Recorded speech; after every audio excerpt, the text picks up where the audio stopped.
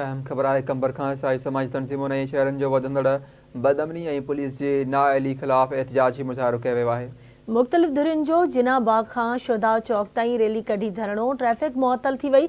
Police जी नाअहलीअ सबबि धाड़ा, फुरूं ऐं चोरियूं रोज़ जो मामूल बणियल आहिनि। अॻुवाणनि जो चवणु आहे हथियारबंद घरनि मां लखें रुपयनि जा धाड़ा हणी आसानी सां फरार थी वञनि था। बदअमनी ते ज़ाब्तो न आंदो वियो त शटबंद हड़ताल करे एसएसपी ऑफिस अॻियां धरणो हयो वेंदो। हिकु भेरो ॿीहर अवांखे आगाह कयूं पिया। अहम ख़बर आहे कंबर मां सियासी समाजी तंज़ीमुनि ऐं शहरियुनि वधंदड़ बदअमनी ऐं पुलिस जी नाअहलीअ ख़िलाफ़ एहतजाजी मुज़ाहिरो कयो आहे।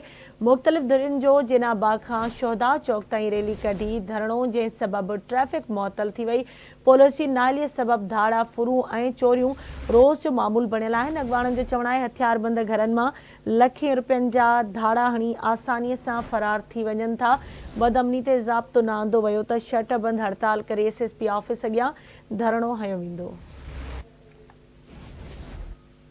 अहम ख़बर है कंबर खां ईसाई समाजी तंज़ीमुनि ऐं शहरनि वधंदड़ बदअमनी ऐं पुलिस जी नाअहलीअ ख़िलाफ़ एहतजाजी मुज़ाहिरो कयो आहे। मुख़्तलिफ़ धुरियुनि जो जिना बाग खां शोधा चौक ताईं रैली कढी धरणो, ट्रैफ़िक मुअतल थी वई आहे। पुलिस जी नाअहली सबबि धाड़ा, फुरूं ऐं चोरियूं रोज़ जो मामूल बणिजी वियूं आहिनि।